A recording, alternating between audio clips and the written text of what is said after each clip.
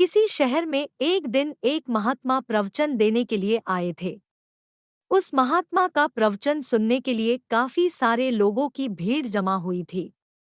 इतनी भीड़ में से महात्मा ने एक आदमी को खड़ा किया और उन्हें आगे बुलाया। महात्मा ने उस आदमी से कहा कि मैं आपसे 2 सवाल पूछूंगा।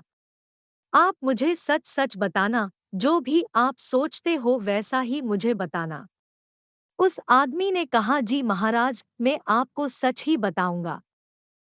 उस महात्मा ने उससे पहला सवाल ये पूछा कि अगर कोई सुंदर लड़की बाजार में आपको दिखे तो क्या आप उसे पलट कर देखेंगी?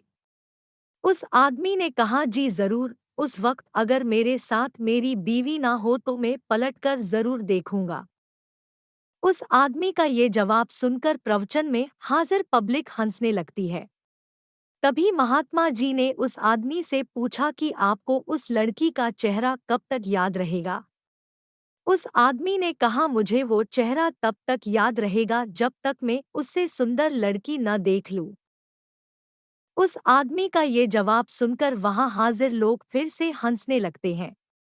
फिर वो व्यक्ति बाद में बोलता है कि ज्यादा से ज्यादा मुझे वो लड़की 2 से 3 दिन तक याद रहेगी। महात्मा जी ने कहा, अच्छा ठीक है। अब मेरा दूसरा सवाल आपसे ये है कि अगर मैं आपको एक उपहार दूं और मैं आपसे कहूं कि आपको ये उपहार दिल्ली में एक अमीर बिजनेसमैन रहता है, उसके घर तक पहुंचाना है, तो क्या आप मेरा ये काम करोगे? उस आदमी ने कहा, जी बिल्कुल, क्यों नहीं, जैसा आप कहो वैसा मैं करूँगा। तभी महात्मा ने कहा, आप वहां उसके घर पर जाते हो, बाहर एक गार्ड आपके लिए खड़ा होगा। वो अंदर जाके अपने मालिक से आपके बारे में बताएगा। वो बिजनेसमैन अपने सब काम छोड़कर आपसे मिलने के लिए बाहर आएगा।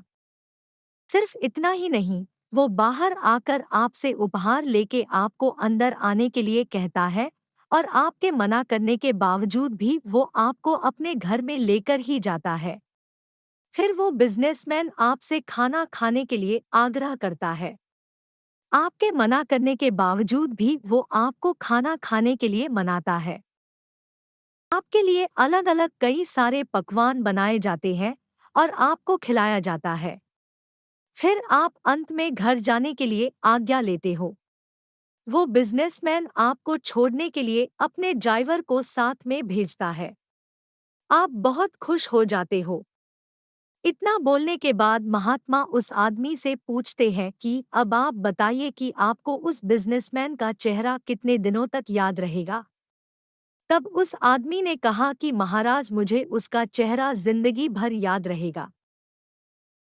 इस कहानी से हमें यही सीख मिलती है कि हमें जीवन में अपनी सुंदर छवि बनाने में ध्यान देना चाहिए, न कि सुंदर चेहरा। क्योंकि लोग चेहरा भूल जाते हैं पर आपका व्यवहार कभी नहीं भूलते हैं।